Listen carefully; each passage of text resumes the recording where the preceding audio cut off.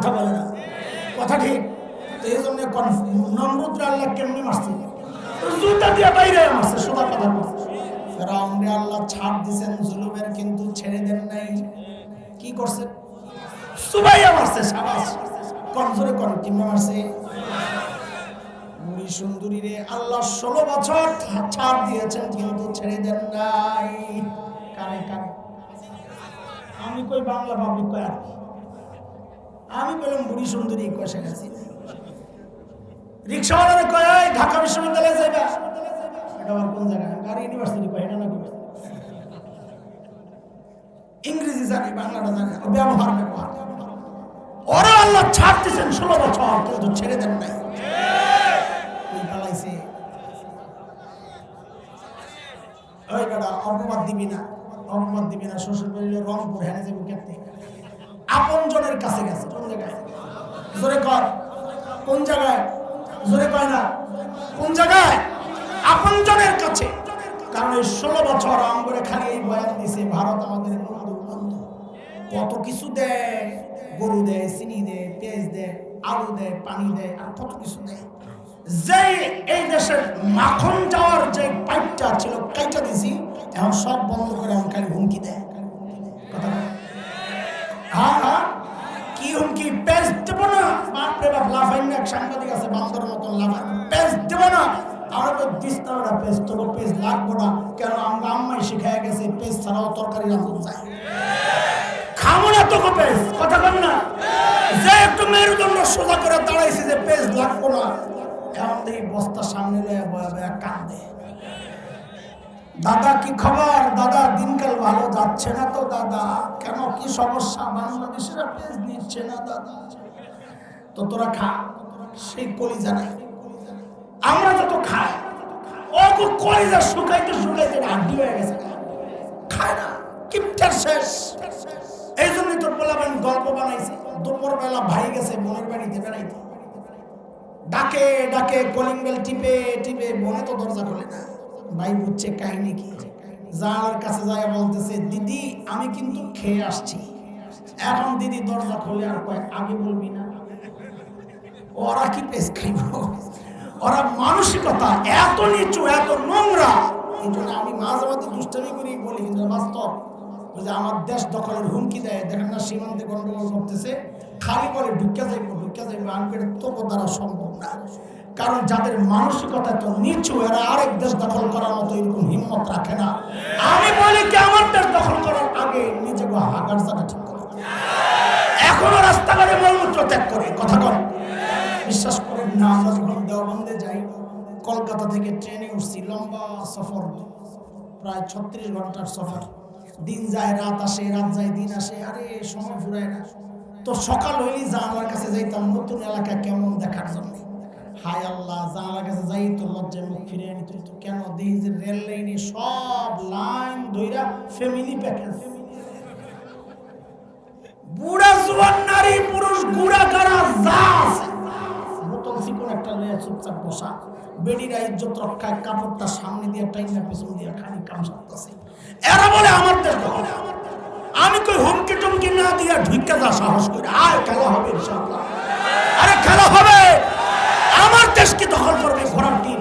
আমরা স্বপ্ন দেখি ভিন্ন কিছু, ছোটবেলা থেকে যেই জিহাদি চেতনা লালন করছি, তোরা না ঢুকলে সেটা বাস্তবায়নের সুযোগ তো পাচ্ছি না। ঢুইকা যা। আমরা কোনো নির্দিষ্ট ভূখণ্ড দখলের স্বপ্ন আমরা দেখি না, আমাদের স্বপ্ন গোটা দুনিয়া ব্যাপী। আলহামদুলিল্লাহ, আমাদের স্বপ্ন বাস্তবায়ন শুরু হয়ে গেছে। তাকায় দেখ, সিরিয়ায় কালিমার পতাকা উঠে গেছে, আফগানিস্তানের কালিমার পতাকা উঠে গেছে। আমরা তো স্বপ্ন দেখি ইনশাআল্লাহ খুব শিগগির দিল্লির লালকেল্লায় আবারও কালিমার পতাকা পতাকা করবে ইনশাআল্লাহ।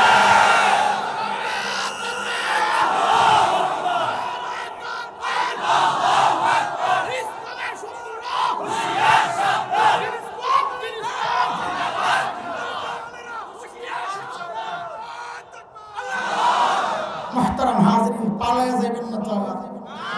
মুসলমান পালায় না, ফখরুলের বাড়ির ঠিকানাও তালাশ করে না। আসসালামু আলাইকুম ওয়া রাহমাতুল্লাহি ওয়া বারাকাতুহু।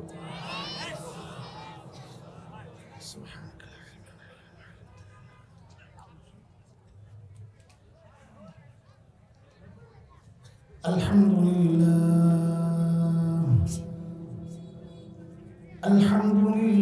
ওয়াকাফা ওয়া সালামুন আলা ইবাদিহি আল্লাযীনা ইসতাফা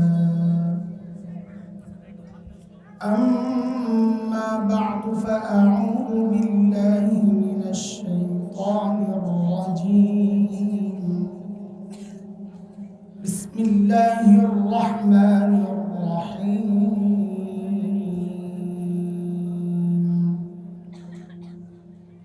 بلى من كسب سيئة وأحاطت به خطيئته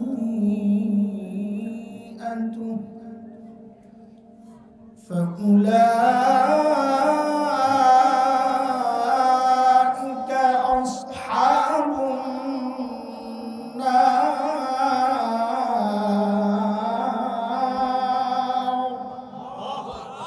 هم فيها خالدون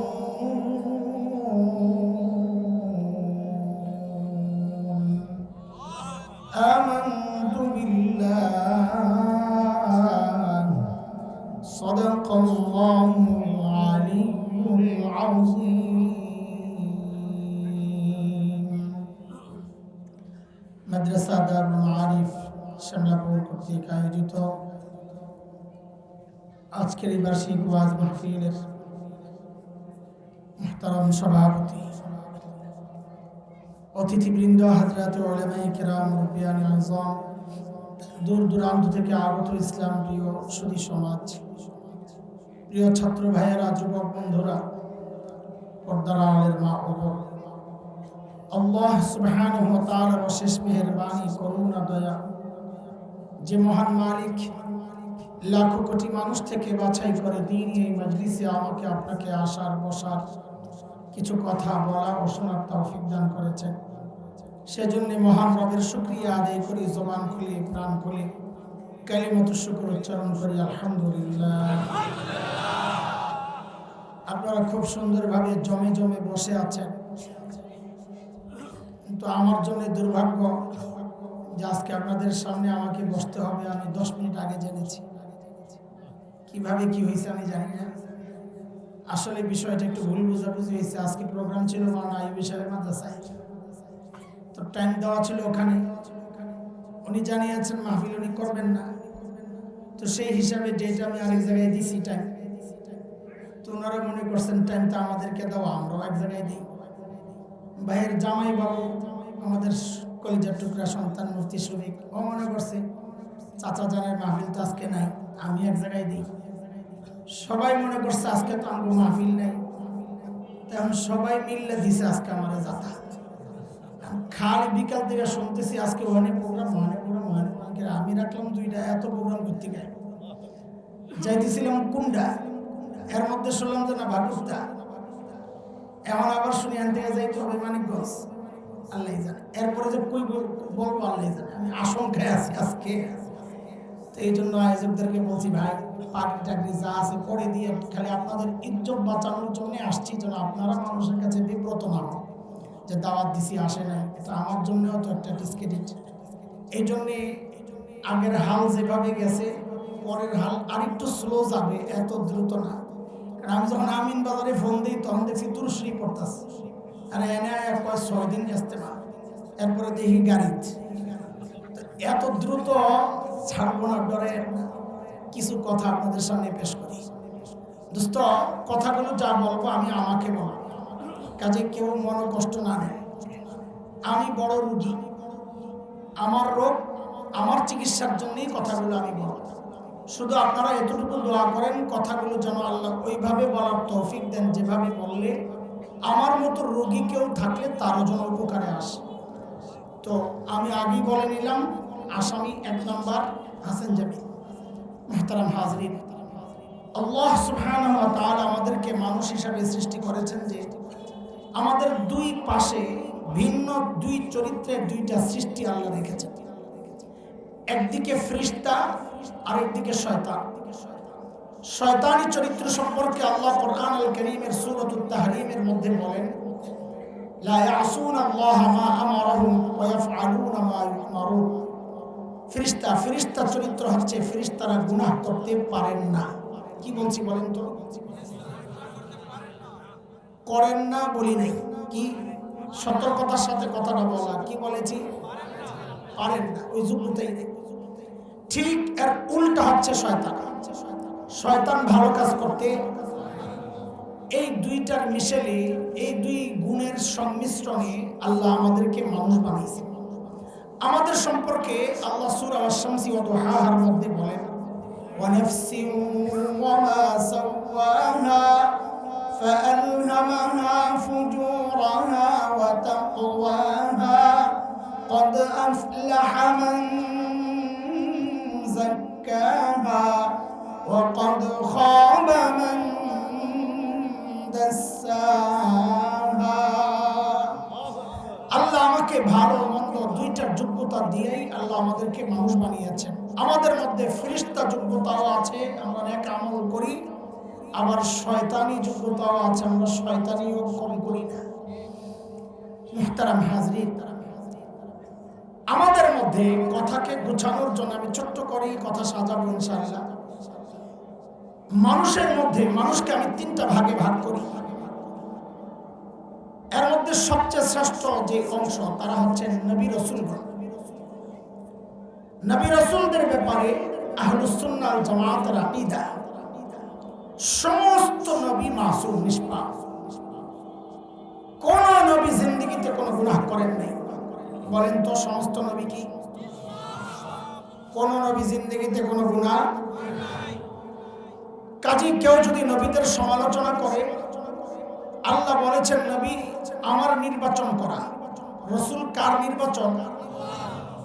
আল্লাহ বলেছেন সূরা হজের মধ্যে শেষ দিকে আসছে, আল্লাহ বলেন আল্লাহু ইয়াসতাফি মিনাল মালাইকাতি রাসূলান ওয়া মিনান নাস। ফেরেশতা এবং মানুষের মধ্যে যে রাসূল, আল্লাহ বলেন এটা আমার নির্বাচন করা। নবীদের সমালোচনা মানিয়ে আল্লাহর নির্বাচনকে কি বলা, আপত্তি তোলা, যে আপনার নির্বাচন ঠিক হয় নাই। যারা ভুল করে, যারা দায়িত্ব অবহেলা করে, মুসা আলাইহিস সালাম এই টাইপের কথা যারা বলে, তো বুঝতে হবে তারা আল্লাহর নির্বাচনকে তারা আপত্তির মুখে তুলে দিয়েছে। এমন কথা যদি কেউ বলে নবীদের সমালোচনায়, তো চোখ বন্ধ করে সিদ্ধান্ত নিতে হবে এই মানুষের পাগড়ি, টুপি, জুব্বা, দাড়ি যত সুন্দরই হোক, এটা আস্থা একটা গোমরা আর পথভ্রষ্ট। নবীদের পরের জায়গাটাই হচ্ছে হযরত সাহাবায়ে কেরাম রিদওয়ানুল্লাহি আলাইহিম আজমাইন। সাহাবীদের ব্যাপারে আহলুস সুন্নাহ ওয়াল জামাতের আকীদা, সাহাবীরা নবীদের মতো মাসুম আর নিষ্পাপ না, তবে সাহাবীরা মাগফুর, আল্লাহ কর্তৃক ক্ষমা প্রাপ্ত। আল্লাহ সাহাবীদেরকে কি করে দিয়েছেন? কি করে দিয়েছেন? সূরা হুজুরাত 3 নম্বর আয়াতে আল্লাহ এটা বলেছেন, ইন্নাল্লাযীনা ইয়াগুদ্দুনা আসওয়াতাহুম ইনদা রাসূলিল্লাহ উলাইকা আল্লাযীনা ইমতাহানাল্লাহু কুলুবাহুম লিত্তাকওয়া লাহুম মাগফিরাতুন ওয়া আজরুন আযীম।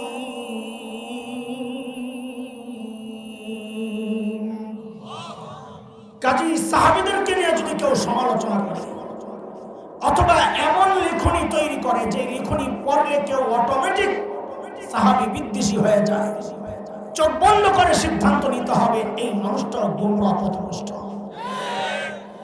সাহাবীদের পরে আমরা যারা আছি তৃতীয় শ্রেণী, ব্যক্তিগতভাবে কেউ গুনাহমুক্ত থাকতে পারেন, তার কথা আলাদা, কিন্তু সামষ্টিকভাবে আমরা সবাই গুনাহ করেছি, করছি, করে যাচ্ছি। আজকে আমাদের গুনাহগুলোরে আমি 3টা ভাগে ভাগ করতে চাই। প্রথম ভাগ, এই প্রথম ভাগ বলার আগে আপনাদের পেছনের একটা পড়া আগে শুনে নেন, মুখস্থ আছে না ভুলে গেছেন? আমি অর্ধেক বলবো, ড্যাশ ড্যাশ দিব, শূন্যস্থান আপনারা পূরণ করবেন, মানে বাকিটা আপনারা বলবেন। আল্লাহ ছাড় দেন, আবার বলেন তো আল্লাহ ছাড় দেন, আবার বলেন আল্লাহ ছাড় দেন। এই যে একটা কোপ মারছেন আপনারা, আল্লাহ ছাড় দেন, ছেড়ে দেন না। এখন আমি যদি একটু এদিক ওদিক যাইয়া বলি তাহলে তো আমার কিল খাওয়ান লাগবো, তাই না? আর বাপটা এমনই লাগতেছে। কিন্তু একটু মুশকিল আছে, ওলামারা আছেন এখানে, স্টেজ বড় আলেম, বড় সুন্দর জায়গা এটা। স্টেজে আলেমরা থাকলে কথা বলতে ভালো লাগে, কারণ কিছু মানুষ আছে যে সূক্ষ্ম কথাগুলো বুঝবেন।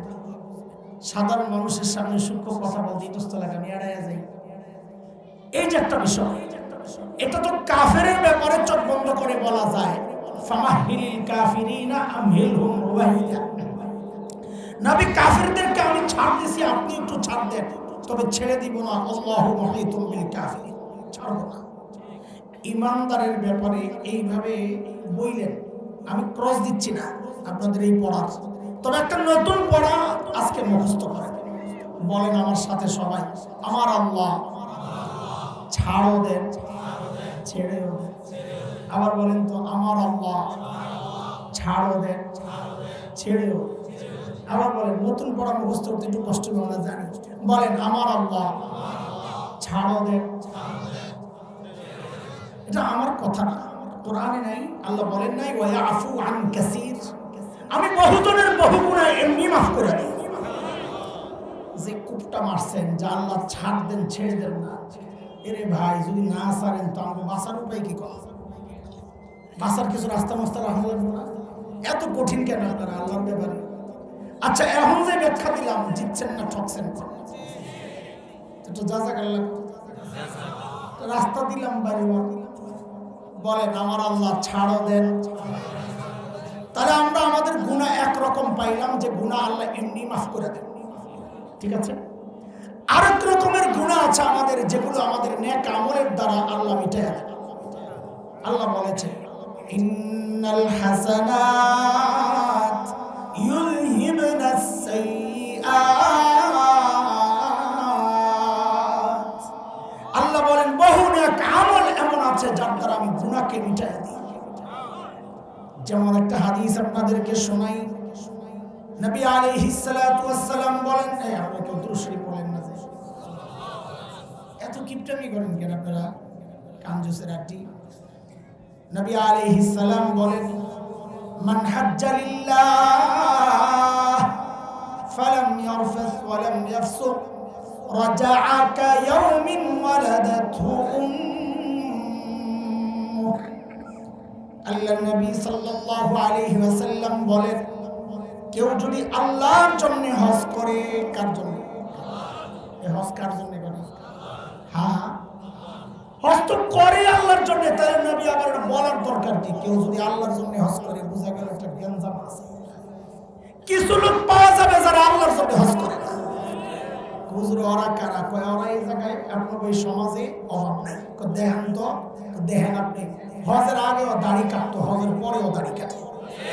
হজের আগেও সুদ খাইতো, হজের পরেও সুদ খায়। হজের আগেও ঘুষ খাইতো, হজের পরেও। হজের আগেও দুর্নীতি করতো, হজের পরেও। হজের আগেও সন্ত্রাস করতো, হজের পরেও। পার্থক্য কি? কোনো পার্থক্য নাই, শুধু নামের তফাৎ। বলে মানি, বলে হজের আগে আসিল সুদখোর, হজের পরে আল্লাহর সুদখোর। হজের আগে আসিল দুর্নীতিবাজ, হজের পরে। হজের আগে আসিল সন্ত্রাসী, হজের পরে হাজি ছিলেন। উদাহরণ সহ কয়ে গেলাম একবার। হজের পরেও সন্ত্রাসী, কোনো পার্থক্য নাই।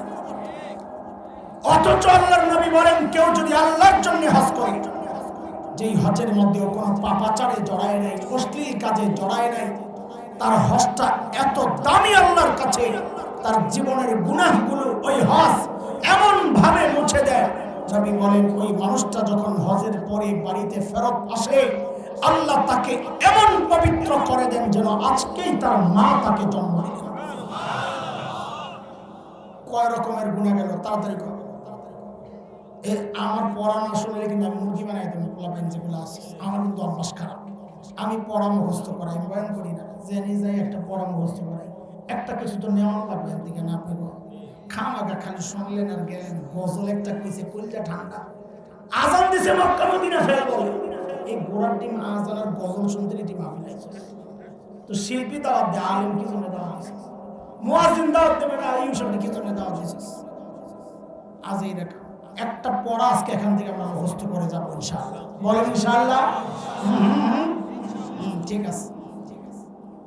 আমাদের গুনার এক নাম্বার প্রকার হচ্ছে যে সমস্ত গুনাহ আল্লাহ এমনি মাফ করে দেন। দুই, যেগুলো আল্লাহ নেক আমলের দ্বারা মিটাইয়া দেন। তিন, যেই পড়াটা আপনারা আগে মুখস্থ করছিলেন ওইটা আবার বলেন।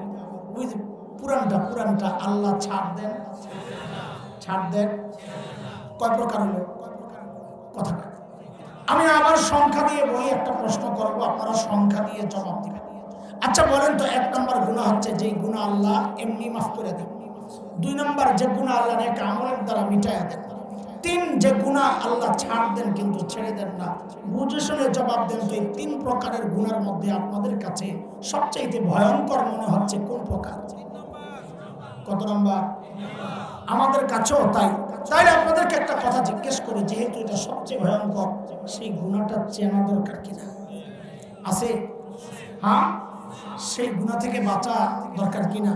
তাহলে এই আজকের ছোট্ট একটা কথা আমাদের সবক, যে গুনাহ আল্লাহ ছাড় দেন কিন্তু ছেড়ে দেন না, সেই গুনাহটা চিনব এবং সে গুনাহ থেকে বাঁচার উপায়টা শিখবো ইনশাআল্লাহ। এই হচ্ছে আজকের সবক। ঠিক আছে ইনশাআল্লাহ। দেখেন, ওই রকম গুনাহ অনেক আছে যা আল্লাহ ছাড় দেন ছেড়ে দেন। যেমন জুলুম একটা গুনাহ, আল্লাহ ছাড় দেন কিন্তু। নমরুদ জুলুম করেছে, আল্লাহ ছাড় দিয়েছেন কিন্তু কি করছেন নমরুদরে? কি করছেন? ইখতিলাফ লেগে গেছে, খালি হুজুরকে দোষ দেন। হ্যাঁ, আরে বেটা, মশা তো আমার নাকে দিয়ে ঢুকতে পারে, আমিও ওই জ্বালায় মরতে পারি। ওইটার মধ্যে সাবাস, কেটে ফেলে জুতার কথা, সাবাস, ওইটা না কবি জুতা দিয়ে পিড়ায় মারছে। আরে যেখানে খোসা দরকার এখানে খোসাইয়া বলা লাগে, না এর মজা পাওয়া যায় না। আপনার সামনে যদি বলা হয় কাক কাদের, কি বলতে হবে?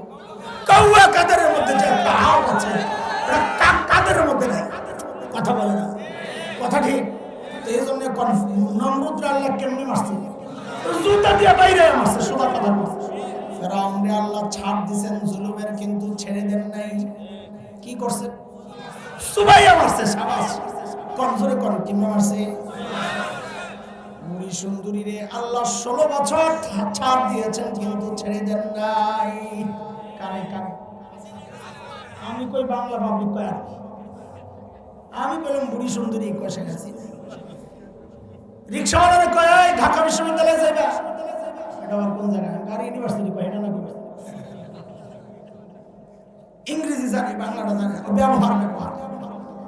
ওরা আল্লাহ ছাড় দিয়েছেন 16 বছর কিন্তু ছেড়ে দেন নাই।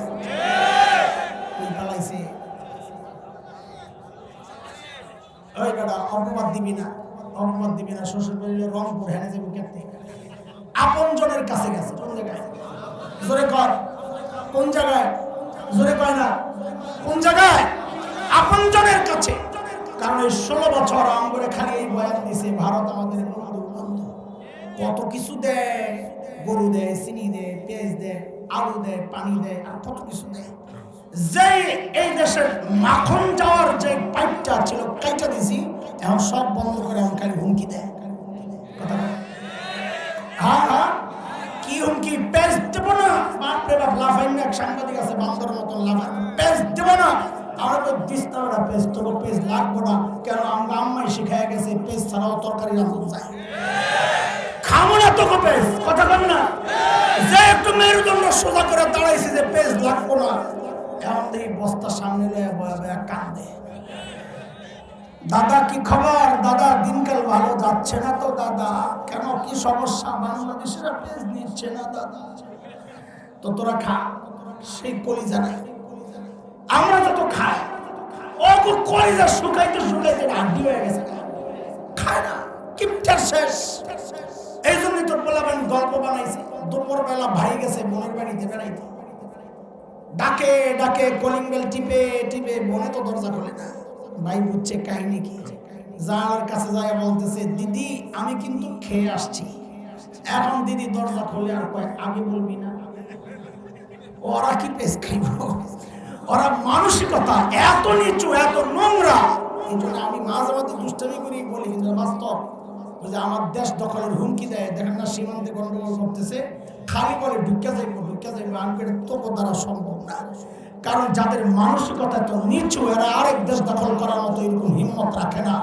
আমি বলি কি, আমার দেশ দখল করার আগে নিজেকে হাগার জায়গা ঠিক করে, এখনো রাস্তাঘাটে মলমূত্র ত্যাগ করে কথা বলে।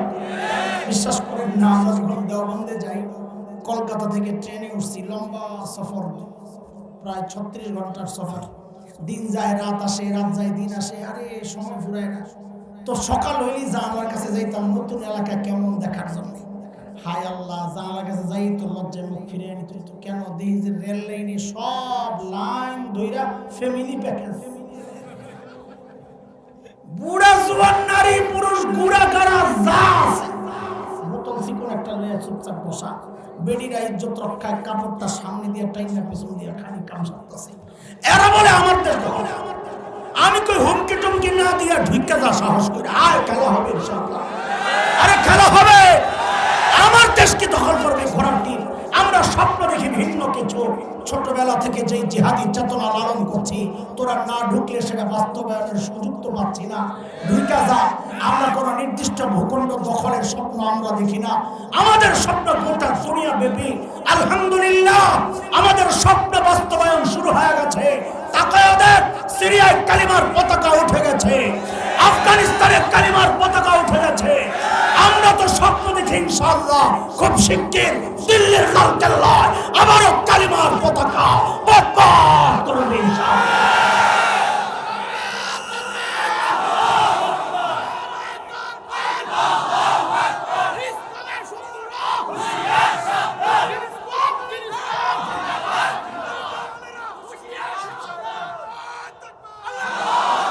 মুহতারাম হাজিরিন, পালায়া যাবেন না তো আবার।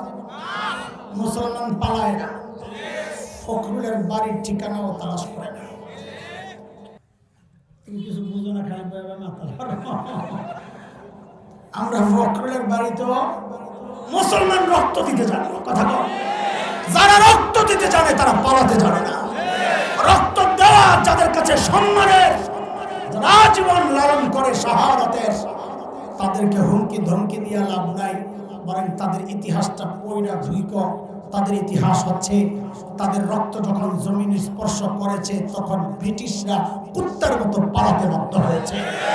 তাদের ইতিহাস হচ্ছে, যখন আফগানিস্তানে রক্ত পড়েছে রাশিয়ার শেখ ভল্লুকেরা পালাতে বাধ্য হয়েছে। যদি এই জমিন রক্ষায় রক্ত যদি ঝরে, এই জমিন যদি স্পর্শ করে, নতুন এক ইতিহাস সৃষ্টি হবে। সেটা হচ্ছে একটাকেও পালাতে দেওয়া হবে না, পালাতে দেওয়া। আল্লাহ কবুল করেন, আমিন। কয় রকমের গুনাহ? জুলুম একটা গুনাহ, যে গুনাহ আল্লাহ ছাড় দেন, কিন্তু ওই গুনাহ নিয়ে আজকে আলোচনা আমার উদ্দেশ্য না। আমি ভিন্ন একটা আয়াত তেলাওয়াত করেছি, যে আয়াতে আল্লাহ ভিন্ন একটা প্রসঙ্গ বলেছেন যে এই জাতীয় গুনাহ আল্লাহ ছাড় দেন কিন্তু ছেড়ে দেন। কি সেটা? সূরা বাকারা আল্লাহ বলতেছেন, বালা মান কাসাবা সাইয়্যাতান ওয়া আহাতাত বিহি খাতিআতুহু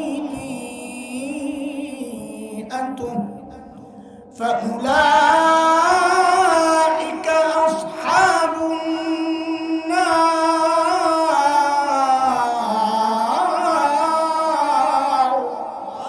হুম ফিহা খালিদুন।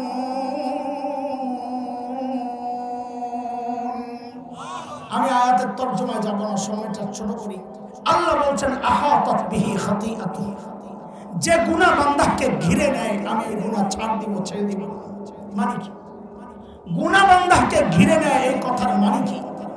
মুফাসসিরিনে কেরাম বলেন, মানে হচ্ছে যে গুনাহে বান্দা ফেঁসে যায়, নিয়মিত করে ছাড়তে পারে না। নিয়মিত করে, বলেন নিয়মিত করে। কি সেই গুনাহ? সেটা আপনার একটা হইতে পারে, আমার আরেকটা হইতে পারে, আমার এই ভাইয়ের আরেকটা হইতে পারে, এই ভাইয়ের আরেকটা হইতে পারে। সবার নিয়মিত গুনাহ একরকম হবে এটা জরুরি না। কেউ হয়তো নিয়মিত মিথ্যা বলে ছাড়তে পারে না, কেউ নিয়মিত সুদ খায় ছাড়তে পারে না, কেউ নিয়মিত ঘুষ খায় ছাড়তে পারে না। কিন্তু দোস্ত খেয়াল করেন, খুব দ্রুত খেয়াল করেন। কিন্তু আমরা, আচ্ছা থাক না বসেন না, আর জায়গা গরম করছে, এখন ছাইড়া বসে,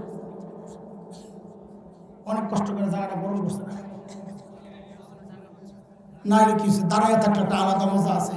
মাহফিল বইরা লোকে লোকার বুঝে না কিছু, মাহফিলেরও কি বুঝেন, মানুষ দাঁড়ায় থাকলে একটা ভাবসাব আসে যে সারা প্যান্ডেল বইরা চারদিকে মানুষ কি এক বয়ান হয়েছে আজকে। সুবহানাল্লাহ।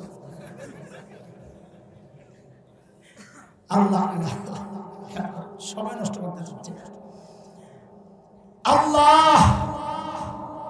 দেখেন আমরা এই সমাজে থাকি, সমাজ দিয়ে ভাবি, সেই ভাবনার জায়গা থেকে আমাদের একটা ছোট্ট উপলব্ধি হচ্ছে 5টা গুনাহ এমন আছে যে গুনার মধ্যে সমাজের ব্যাপক সংখ্যায় মানুষ জড়িত। কয় গুনাহ? আমি এক একটা গুনাহ বলবো আর খোঁচা দেওয়ার জন্য বলবো, পারলে অস্বীকার করো। এর মধ্যে 2টা গুনাহ এমন যে গুনাহ এই সমাজের প্রায় সবাই জড়িত। বুড়াও জড়িত, জওয়ানও জড়িত, নারীও জড়িত, পুরুষও জড়িত, আমার মতো এমন লিবাসওয়ালা কেউ কেউ জড়িত, আপনাদের মতো সাধারণ মানুষও জড়িত। আরে এমনকি বাচ্চারাও যে গুনায় জড়িত। সেই গুনাহ 2টার একটা হচ্ছে গীবতের গুনাহ। গীবতের গুনাহ এটা এখন ইবাদত মনে করে করা হয়, নিজের দায়িত্ব জিম্মাদারি মনে করে ফেসবুকে একজন আরেকজনের বিরুদ্ধে লেখালেখি করে, না ইমানি জিম্মাদারি। 2 নম্বর গুনাহ, যে গুনার মধ্যে সমাজের অধিকাংশ মানুষ জড়িত, সেই গুনার নাম হচ্ছে টাচ মোবাইলের গুনাহ। পারলে অস্বীকার করে। 2 গেল। আরো 2টা গুনাহ এমন আছে যে গুনার মধ্যে এই সমাজের অধিকাংশ পুরুষ জড়িত। অধিকাংশ। এই মজলিস দেখে নাও বুঝতে পারে, হাটে যান, ঘাটে যান, বাজারে যান, কলেজ ইউনিভার্সিটিতে যান, দেখবেন এই সমাজের অধিকাংশ পুরুষ দাড়ি কাটার গুনায় জড়িত। পারলে অস্বীকার করে। 4 নম্বর, এই সমাজের অধিকাংশ পুরুষ টাকনুর নিচে কাপড় পরার গুনায় জড়িত। পারলে অস্বীকার করে। 5 নম্বরটা শুনলে তো অনেকে মোড়া দিয়ে উঠবে, এটা কি করল? এই সমাজের অধিকাংশ পর্দানশীল নারী যে গুনায় জড়িত। কেমন কেমন লাগতেছে, তাই না? হ্যাঁ, লাগারই তো কথা। লাগার আগে আপনি কোরআন দেখেন, সূরা নূর 18 নম্বর পারা 30-31 নম্বর আয়াত। 30 নম্বর আয়াতে আল্লাহ পুরুষের পর্দা সম্পর্কে বলেছেন, 31 নম্বর আয়াতে আল্লাহ মেয়েদের পর্দা সম্পর্কে বলেছেন। মুসলমান খেয়াল করেন, আমার মায়েরা শোনার ব্যবস্থা আছে, বাহিরে মাইক আছে। আমার মায়েরা, আমার কলিজার টুকরা সন্তানেরা, আমার বোনেরা, আপনারাও একটু খেয়াল করেন বিষয়টা, প্রসঙ্গটা আপনাদের, আমরা সহযোগী। 31 নম্বর আয়াত আল্লাহ মেয়েদের পর্দা সম্পর্কে বলতে গিয়ে ছোট্ট করে আল্লাহর একটা বক্তব্য হচ্ছে এমন, ওয়ালা ইউবদিনা যিনাতাহুন্না, মেয়েরা যেন তাদের সৌন্দর্য প্রকাশ না করে। মুহাক্কিকরা বলেন এটা হচ্ছে পর্দার মূল পয়েন্ট, সৌন্দর্য গোপন করা। কাজেই কোন নারী যদি ছালার চট গায়ে দিয়ে নিজের সৌন্দর্য গোপন করে, সে শরিয়া অনুযায়ী পর্দা করেছে। কোন নারী যদি কাঁথা মোড়ো দিয়ে সৌন্দর্য গোপন করে, তো ইসলাম বলবে সে শরিয়া অনুযায়ী পর্দা করেছে। আপনারা যে বিছানায় বসেছেন, কোন নারী যদি এই পলিথিন গায়ে মুড়ে তার সৌন্দর্য গোপন করে, তো ইসলাম বলবে সে শরিয়া অনুযায়ী পর্দা করেছে। কিন্তু কোন নারী যদি ঝিকঝাক বোরকা, রং বেরঙের বোরকা, টাইট বোরকা, ডিজাইনের বোরকা পরে পর্দা করে, তো ইসলাম বলবে সে শরিয়া অনুযায়ী পর্দা করে নাই। কেন? শরীয়তের পর্দার উদ্দেশ্য হচ্ছে সৌন্দর্য গোপন করা। দুঃখজনক হলেও সত্য, আজকালকার অধিকাংশ বোরকা সৌন্দর্য গোপন করে না, বরং সৌন্দর্যকে ওপেন করে প্রকাশ করে। কথা ঠিক? বিশ্বাস না হলে কাটাবন যান। কোন জায়গায়? কাটাবন ছিলেন শাহবাগের আগে দিয়ে আমার বাসা আর শাহবাগের মাঝখানে। তো আমার প্রতিদিন মাদ্রাসায় যাইতে হয় ওই রাস্তায়। তো একদিন গাড়ি জ্যামে আটকাইছে, বোরকার দোকানের দিকে তাকায় হাইসা দিছি আমি, কি জন্য যে আমি দলিল পেয়ে গেছি। আমি খালি রাস্তাঘাটে দলিল খুঁজছি, দলিল পেয়ে গেছি। কি দলিল? যে বোরকা যে এখন সৌন্দর্য গোপন করার জন্য পরে না, ওপেনের জন্য পরে। দলিল হইল বোরকার দোকানের নাম ফ্যাশন হাউস। কারবারটা দেখছেন? বোরকার দোকানের নাম, কথা বলে না, বোরকার দোকানের নাম। শরীয়ত কয় বোরকা ফ্যাশন ঢাকার জন্য, ওরা দোকানেরই নাম দিয়েছে ফ্যাশন হাউস। আমি দোকানদারকে ধন্যবাদ জানাই, মুনাফিকি করে না। ও মেয়েদেরকে ডাকছে, আমি যে বোরকা বেচি এটা কোরআনের বোরকা না, তোমরা যেটা পরো এটা ফ্যাশনের বোরকা। তো নাম দিব ফ্যাশন হাউস, ঠিকই তো ওই বেড়ায় তো ঠিকই কাম করছে। কথা কন না? আজকালকার মেয়েরা যে বোরকা ফ্যাশনের জন্য পরে, একটা দলিল শোনেন, 6-7 বছর আগে কুমিল্লা ক্যান্টনমেন্টে একটা মেয়েকে ধর্ষণ করে হত্যা করা হয়েছিল কিনা? সাবাস। তনু তনু কিনা? তনু ছিল হিজাবি। হিজাবি বুঝেন? বুঝেন কি বুঝেন আল্লাহ জানে। ওরা কয় ওর না, আমি বলি তেনা। একটা ফিনফিনে ছোট্ট তেনা, চুলটির উপরে বাঁধাকপির মতো বাইন্দা সুন্দর করে মুখটারে খোলার একটা পেঁচায় গোল করে সিপটিফিন মাইরা দিয়ে বাপটা এখন উনি রাবে অবস্থি হয়ে গেছে। তনু ছিল হিজাবি। আমি আমার বোনের খারাপ দিকগুলো আলোচনা করে তাকে খাটো করতে চাই না, কিন্তু দোস্ত আমি দোয়া করি আল্লাহ তাকে মাফ করে জান্নাতবাসী হিসাবে কবুল করে। তনুকে যখন হত্যা করা হলো তখন ইসলামী শাসন ব্যবস্থা, ইসলামী আইন, ইসলামী শরিয়ার বিরুদ্ধে সদা সোচ্চার সুযোগ সন্ধানী অসভ্য লেখিকা, কুলেখিকা তসলিমা নাসরিন তখন তার ফেসবুকে একটা লেখা দিয়েছিল কি, যে মোল্লারা এখন কি জবাব দিবে। মোল্লারা বলে হিজাব নারীকে ধর্ষণ ইফটিজিং থেকে বাঁচায়, হিজাব নারীকে, নারীর ইজ্জত সম্ভ্রম রক্ষা করে, আব্রু রক্ষা করে। কই তনুর হিজাব তো তনুকে বাঁচাতে পারে নাই। 6-7 বছর আগের কথা। আমি একটু ফেসবুক চালাইতাম, যায়া জবাব ওই ইনবক্স কয়েকটা জায়গা আছে, বুড়োরা বুঝবেন না, ব্যাখ্যা দিতে গেলে আরো আউলে আমি যেটা হ্যাঁ দেহে এমন একটা জায়গায় নিয়ে লিখছি কি, ম্যাডাম তনু হিজাবি ছিল ঠিকই আছে কথা, তবে তনুর হিজাব তনুকে কেন বাঁচায় নাই? কারণ তনুর হিজাবটা ছিল তসলিমা মার্কা হিজাব, এটা ইসলামের হিজাব ছিল না। ওয়াল্লাহর লেখার সাথে সাথে বেগে আমারে ব্লক করে দিয়েছে, বুঝছে মোল্লা বড় খতরনাক। অবস্থ শুনেন, খেয়াল করেন, কয়টা গুনাহ এই সমাজের অধিকাংশ মানুষ জড়ায়া। কয়টা গুনার কথা বললাম? বলেন 1 নাম্বার গীবত, 2 টাচ মোবাইল, 3 দাড়ি কাটা, 4 টাকনোর নিচে কাপড়, 5 ফ্যাশনের বোরকা। আমাদের আফসোসের জায়গাটা আরেক জায়গায়, সেটা হচ্ছে এই গুনাহগুলোতে যারা জড়িত এর অধিকাংশই এগুলারে গুনাহই মনে করে। এটা হচ্ছে ভয়ঙ্কর। আমাদের বড়রা বলেন গুনারে গুনাহ মনে না করা গুনাহ করার চেয়ে মারাত্মক অপরাধ। কেন? সেই কেনতে আমি গেলে দেরি হয়ে যাবে। গুনারে যে গুনাহ মনে করে না, একটা দলিল লন, নাহলে তো আবার আপনারা মানতে চাইবেন না। টাঙ্গাইলে এক এমপি ছিল, নাটবল্টু ঢিলা, লাগামহীন কথাবার্তা বলতো মাঝে মাঝে, কিনা আব্দুল লতিফ ভালো স্মার্ট, সব জবাব দিয়ে ঠিকঠাক মতো, মাশাআল্লাহ। আব্দুল লতিফ সিদ্দিকী ও গেছে ওই 5 তারিখের আগে এক মাহফিলে ওয়াজ করতে। নেতাকে একটা সুবর্ণ সুযোগ, কারণ ওরা চিন্তা করে আমি ডাকলে তো এত মানুষ আইব না, এমন বয়ান দেয় পাবলিক উঠতে যায়, বয়ান ছাড়া কিনা শরম লাগে না? পরে বুঝছি না শরম লাগে না কেন, অচিন্তা করে যাওয়ার পর যা থাকে, আমি ডাকলে তো তাও পাবো না, তো আমার লস কি? ও বয়ান চালাইয়া যায় চোখ বন্ধ করে, ও বয়ান দিতেছে টুপি টাপি ছাড়া, একটা টি শার্ট পরে আইসে, অভদ্র অসভ্য, সমাজ বুঝে না। আইসা কি কয়, আপনারা হুজুররা যে দোয়া করেন না, আমি কিন্তু আমিন বলি না। কি রে ঘটনা কি? আমিন কেন বলে না? হুজুর সব তো আর আমার মতো কাইলে না, কিছু টপটপে অত আছে, চেহারা পছন্দ হয় না, ভক্তি হয় না। কারণ যেটা কইছে আমার খুশি লাগছে, তখন আমি তো দলিল পেয়ে গেছি। আমি দলিল খুঁজতেছিলাম যে গুনারে গুনাহ মনে করেন, একটা দলিল দরকার আমার, বেড়া আমার দলিল দিয়ে দিছে। হ্যাঁ কেন আমিন বলে না? আপনারা হুজুররা তো বলেন গুনাহ করলে আল্লাহর কাছে মাফ চাইতে, আমার জীবনে আমি কোনো পাপ করি নাই, তো আমি আমিন কেন বলবো? আমি তো দাড়ি কাটা বেড়াই বলে জিন্দিগিতে পাপ করে নাই, কয় কি? তার মানে ও গুনারে কি মনে করতেছে? আরে বলেন না গুনারে, দোস্ত এটা এক ভয়ঙ্কর অপরাধ। আল্লাহ তাআলা আমাদেরকে সব রকমের গুনাহ থেকে হেফাজত করবেন, আমিন। বাচ্চার একটা ছোট্ট উপায় আপনাদের সামনে পেশ করি। দেখেন, আমরা আমাদের বড়দের কাছেই থাকি, চলি, এটা আমাদের সম্পদ। তো বড়রা আমাদেরকে গুনাহ ছাড়ার অনেক সহজ রাস্তা শিখান, আমরা প্র্যাকটিস করি, চেষ্টা করি। এই যে অপরাধী, তো আমাদের একটা বড় সমস্যা, আমার আমার আমার আমার গুনাহ ছাড়তে চাই, ছাড়তে পারি না। এই সমস্যা তো এই এলাকায় কেরানীগঞ্জে আছে নাকি? কেরানীগঞ্জ না, আমি সাভারে বসে।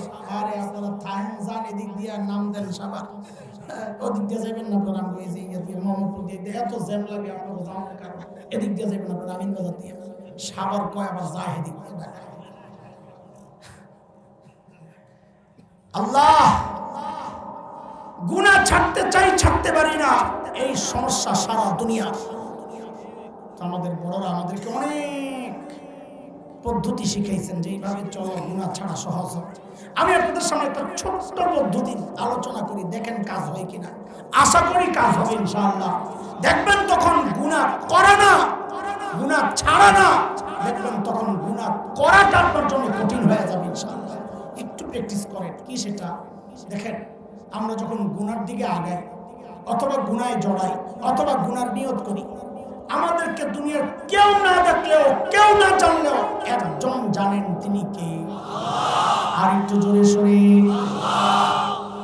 ঠিক আছে, জবাব ঠিক আছে। তবে তবে এখানে আমরা আল্লাহ না বলে আল্লাহর আরেকটা নাম এখানে ফিট করব। কোন নাম? যে এই প্রসঙ্গে সাপোর্টে কোরআনের যে আয়াতটা আমি আনতে চাই, ওই আয়াতে আল্লাহ নিজের যে নাম দিয়েছেন ওই নামটা বলবো। বলেন সেটা রব্বে করিম। সবাই বলেন, সবাই বলেন। যেহেতু নামটা আপনাদের কাছে নতুন নতুন লাগতে পারে, বারবার বলেন বলেন। এবার আমি প্রশ্ন করি, তা আবার ঠিক মতো জবাব দিয়ে। আমরা গুনার দিকে আগাইলে দেখেন কি, আমরা যখন ছোটবেলায় পাপটা অপরাধ করতে থাকতাম তো মা বাবা দেখলে ডাক দিতেন না। তো আল্লাহ তো আরো অনেক বেশি আমাদেরকে ভালোবাসেন, তো আল্লাহও ডাকতে থাকেন। তো আমরা দুইটা কথা বলবো, রব্বে কারীম, দেখতে থাকেন আর ডাকতে থাকেন। বল, আমরা গুনার দিকে আগাইলে আমাদেরকে কে দেখতে থাকেন আর কি করতে থাকেন? কি বলে ডাকেন সেটা নিজেই বলে দিয়েছেন সূরাতুল ইনফিতার, আম্মা পারার 5 নম্বর সূরা, 6, 7, 8 আয়াতগুলো দেখেন। আল্লাহ বলেন, ইয়া আইয়ুহাল ইনসান মা গররাকা বিরাব্বিকাল কারীম।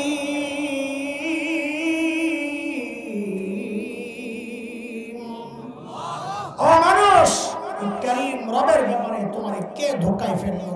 কার কাছ থেকে কি পেয়ে তুমি তোমার কারীম রব ভুলে গেলা? দেখে ডাক্তার ওজন কত এখনো বুঝতে পারি না। দুইটা শব্দের একটু ব্যাখ্যা যদি শুনি তো ডাক্তার ওজনটা বুঝে আসবে। বলেন তো শব্দ দুইটা আমাদেরকে কে দেখেন? কে কে কে? এখানে দুইটা শব্দ, একটা কারীম আর একটা রব। বলেন কারীম আর কারীম কাকে বলে, রব কাকে বলে? আরবিতে কারীম বলে ওই দাতাকে যিনি না চাইতে দেন। আচ্ছা আমাকে বুঝে বুঝে জবাব দেন। চোখ চায়া পাইছেন না? না চাই। কান, জিহ্বা। একবারে বলেন তো শরীরের কোন অঙ্গটা আল্লাহর কাছে চেয়ে পেয়েছে? হ্যাঁ বলেন বলেন। যেই মহান জাত না চাইতে সব দিয়েছেন তাকে বলে কারীম। দেওয়ার পর আবার এগুলাকে লালন পালন করেছেন, পরিচর্যা করেছেন, বাঁচিয়ে রেখেছেন, নিরাপত্তা দিয়েছেন যে মালিক, তার নাম রব, তার নাম। ডাক্তার ওজনটা বোঝার জন্য, ওজনটা বোঝার জন্য একটা উদাহরণ শুনে তাহলে আরো সহজ হবে। আচ্ছা বলেন তো সবাই, আমাদেরকে মানুষের মধ্যে সবচাইতে ভালোবাসেন যে মানুষটা, একজনের নাম কোন? তিনি কি? সবাই বলেন। আরে সবাই বলেন। মানুষের মধ্যে বলেন কে কে? সবাই বলেন কে? আল্লাহ। আল্লাহ। মার কলিজায় যে কত দরদ আর মায়া আর মমতার ভালোবাসা, মা ছাড়া দুনিয়ার কেউ বুঝবে না, কেউ জানবে না। মা জানেন আর যিনি বানিয়েছেন তিনি জানেন। এই জন্য আমি আমার বাচ্চাদেরকে মাঝে মধ্যে বলি, এই মা চিনো, এই জোয়ান শোন বেটা, মা চিনো? মা বলে মা চিনি। তুই যে মা না না, মা বুঝো, মা ওই মানুষ, ঘরে খাবার আছে যা, মা যদি মনে করেন এখান থেকে আমি যদি একটু খাই তো আমার বাচ্চারা পেট পুরে খেতে পারবে না, মা ওই মানুষ। ওই মুহূর্তে প্রচন্ড ক্ষুধা পেটে নিয়ে একটা অভিনয় করে বলবেন কি জানেন, আমার বমি বমি লাগতেছে, আমি খাবো না, তোমরা খায় না। এই মানুষটার নাম কি?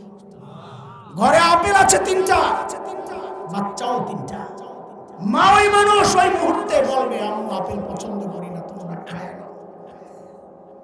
ঘরে একটা ভালো খাবার তৈরি হলে আমাদের মুখে না দিয়া যিনি কোনোদিন খান নাই ওই মানুষটার নাম মা। আজীবন এই স্যাক্রিফাইস যিনি করেছেন তার নাম কি? আর ওই জন্যই তো মা আর বাবার কিছু মাসআলায় আলাদা করছেন ওলামারা। যেমন একটা মাসআলা এমন, কোন সন্তান যদি বাবা মার আগে মৃত্যুবরণ করে তো বাবা সন্তানের লাশের পেছনে পেছনে যেতে পারে, বাবা সন্তানের কবরেও নামতে পারে। বলে কেন? বাবার কলিজায় কি মায়া দয়া নাই? বলে আছে। বাবাও চিৎকার করে করে কান্না করবে, কিন্তু বাবাকে আল্লাহ ওই হিম্মত, ওই মনোবল দিয়েছেন, বাবা সন্তানকে দাফন করে উপরে ওঠার মতো ক্ষমতা রাখেন, কান্না করবেন কিন্তু উঠতে পারবেন। কিন্তু কোনো মায়ের জন্য সন্তানের লাশের পেছনে যাওয়া চলবে না, কোনো মায়ের জন্য সন্তানের কবরে নামা চলবে না। কেন? কারণ দুনিয়ায় এমন কোনো মা নাই যে সন্তানকে দাফন করার জন্য কবরে নেমে সন্তানকে সয়া দিয়া নিজে সুস্থ অবস্থায় উপরে উঠবেন, এমন কোন মা জগতে নাই। সন্তানকে শোয়া নিজের লাশ হয়ে শুয়ে। এর দোস্ত আমি ছোট্ট করে একটু জিজ্ঞেস করি আপনাদেরকে, এই যে মার কলিজায় এত দরদ, এত মায়া, এত মমতা, এত ভালোবাসা, কারণটা কি বলেন তো? মা আমার একটা চোখ বানাইছেন, সেই একটা কান, একটা হাত, একটা পা, কিছু আঙ্গুল। একবারে জবাব দেন তো, মা আমার শরীরের কি বানাইছেন? বলেন বলেন, সবাই বলেন, কি বানাইছেন? হ্যাঁ হ্যাঁ হ্যাঁ, কিছুই না, কিছুই না। মা আমার কিচ্ছু বানান নাই। অল্প কয়েকদিন পেটের মধ্যে ভাড়াটিয়ার মতো ধারণ করেছেন, হওয়ার পরে লালন করেছেন। মা আমার কিচ্ছু বানান নাই, তাতেই মার কলিজায় এত দরদ, এত মায়া। মা কিচ্ছু বানান নাই, তারপরে এত মায়া। এই যে আল্লাহ আমার চোখ বানাইছেন, আল্লাহর কত মায়া। যে আল্লাহ আমার হাত পাও বানাইছেন, আল্লাহর কত মায়া। যে আল্লাহ আমাকে এত এত নিয়ামত দিয়ে বাঁচায় রাখছেন, আল্লাহর কত মায়া। বলে জালিম কত মায়া, তুমি কি দেখো না, বুঝো না কিছু? আমরা যখন দরজা বন্ধ করে গুনাহ করতে থাকি, দরজা বন্ধ, গুনাহ করতেছি, ওই গুনাহ অবস্থায় আমার মালিক দরজার নিচে দিয়ে বাতাস আর অক্সিজেন পাঠায় দিচ্ছেন যেন আমি মইরা না যাই। এরে দোস্ত, আমি আপনি যখন গুনাহের দিকে আগাই না, তখন রব ওই কথাগুলো বলে ডাকতে থাকেন, ওই মায়ার কথাগুলো মনে করিয়ে দিয়ে দিয়ে ডাকতে থাকেন। কি? ইয়া আইয়ুহাল ইনসান মা গররাকা বিরাব্বিকাল কারীম। ও মানুষ, কারীম রবের ব্যাপারে তোমারে কে ধোঁকায় ফেললো? আরে যে চোখ দিয়ে তুমি গুনাহ করতেছো না, ওই চোখ কিন্তু তোমার ওই নায়ক নায়িকা দেয় নাই, আমি কারীম দিছি, না চাইতে দিছি। আরে যে কান দিয়ে তুমি গুনাহ করতেছো, ওই কান কিন্তু তোমার গায়ক গায়িকা দেয় নাই, আমি কারীম দিছি, না চাইতে দিছি। বলে কারীম, কারীম তো বলা হয় ওই সত্তাকে যিনি না চাইতে দেন, দেওয়ার পরে আবার সংরক্ষণ করেন, তাকে বলে রব। আপনি কি করছেন? তা আল্লাহ যেন বলতেছেন, জালিম কি করছি? তুই তোর চেহারাটা দিয়ে তাকায়া দেখ। আল্লাযী খালাকাকা ফাসাওয়াকা ফাআদালাক ফি আই সূরাতিন মা শাআ রাক্কাবাক। আরে তোর মতো সুন্দর করে আমি কাউরে বানাই নাই। দেখ কি সুন্দর দুইটা চোখ লাগায়া দিস, নিরাপত্তার কথা বলস। দেখ কি সুন্দর দুইটা ঝাড়ু লাগায়া দিছি, ঝাড়ু। ময়লা পড়ার সাথে সাথে পানি বের করে ওই ঝাড়ু দিয়ে আমি আল্লাহ, আমি রব পরিষ্কার করে দিই। আরে জালিম, তুই যখন ঘুমায় যাস, ওই চোখগুলো নিরাপদ হয়ে যায়। আমি কারীম রব, আমি রব নিজ দায়িত্বে উপর দিয়া একটা নিরাপত্তা আবরণ, একটা চাদর লাগাইয়া দিই, একটা ঢাকনার শাটার লাগাইয়া দিই, তোর চোখগুলোরে আমি নিরাপদ কইরা দিই। আর তুই কি করস? ঘুম ভাঙার পর ওই চোখগুলা খুইলাই আমার নাফরমানি করা শুরু করস। মা গররাকা বিরাব্বিকাল কারীম। আরে ভাই, আরে বন্ধু, আমাদের বড়রা বলেন কি জানেন? এই ডাকের ভেতরে যেন আরেকটা ডাকও আছে। বলে কি সেটা? আল্লাহ যেন ডেকে ডেকে বলছেন, রে বান্দা, তোর ছোট্ট বাচ্চাটা তাকায় থাকলে তুই গুনাহ করস না, তোর লজ্জা লাগে। তোর মা বাবা তাকায় থাকলে তুই গুনাহ করস না, তোর লজ্জা লাগে। আমার মাখলুক তাকায় থাকলে তুই গুনাহ করস না, তোর লজ্জা লাগে। অথচ আমি কারীম রব তাকায়া তাকায়া তোরে ডাকি, তাও তুই গুনাহ ছাড়স না। কি রে বান্দা, কি হয়ে গেল?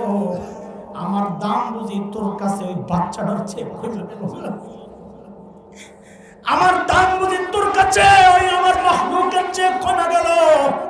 আমার মাখলুক তাকায়া থাকলে তুই গুনাহ করস না, আর আমি রব্বে কারীম তাকায়া তাকায়া ডাকতেছি, তাও তুই গুনাহ ছাড়স না। বাবা, গুনাহ ছাড়। জোয়ান, বাবা গুনাহ ছাড়ো, গুনাহ ছাড়েন, হতাশ হয়েন না, হতাশ হয়েন না। হতাশার সৃষ্টির জন্য কথাগুলো বলি নাই, বলছি না। আমাদের আশারও তো একটা জায়গা আছে। আমরা যে মালিকের গোলামি করি তার একটা নাম আছে, তিনি গফফার। কিনা? আরে কিনা? হ্যাঁ হ্যাঁ, গফফার চিনেন? একটা চিৎকার করে বলেন আল্লাহু আকবার। আরো আরো জোরে বলেন আল্লাহু আকবার, আল্লাহু আকবার। গফফার চিনেন? চিনেন না? হ্যাঁ।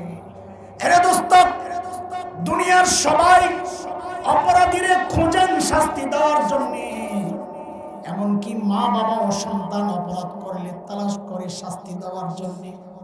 গফফার ওই মালিকের নাম যিনি অপরাধীরে খোঁজেন মাফ করার জন্য।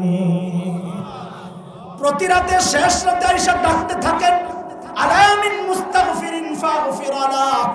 এই কে কে গুনাহ করছো, আও না, আমি আইছি তোমারে মাফ করার জন্য। মাফ চাও, আমি মাফ করে দিব। বলে গফফার, ও আমার মালিক, মাফ করবেন কত? তো মালিকের পক্ষ থেকে জবাব আসতেছে, বান্দারে তুমি গুনাহ করছো যত। বলে মাফ করবেন কত? বলে গুনাহ করছো যত। বলে তারপরে একটু বলেন না কত? তো আল্লাহ যেন জানায়া দিচ্ছেন, বান্দারে তোর গুনার পরিমাণ যতই হোক, সারা দুনিয়া ভরতে ভরতে সুদূর আসমানে যায় যদি তোর গুনাহ লাগে, তো মনে রাখিস লা উবালি, আমার কোনো পরোয়া নাই। আমি করিম রবের কাছে মাফ চাওয়ার সাথে সাথে আমি তোর জিন্দেগীর সব গুনাহ মাফ করে দিব।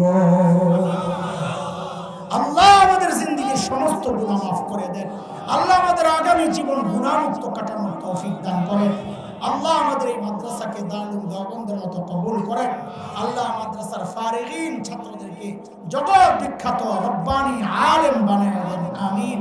ওয়া আখিরু দাওয়ানা আলহামদুলিল্লাহি রাব্বিল আলামিন। আসসালামু আলাইকুম ওয়া রাহমাতুল্লাহি ওয়া বারাকাতুহু।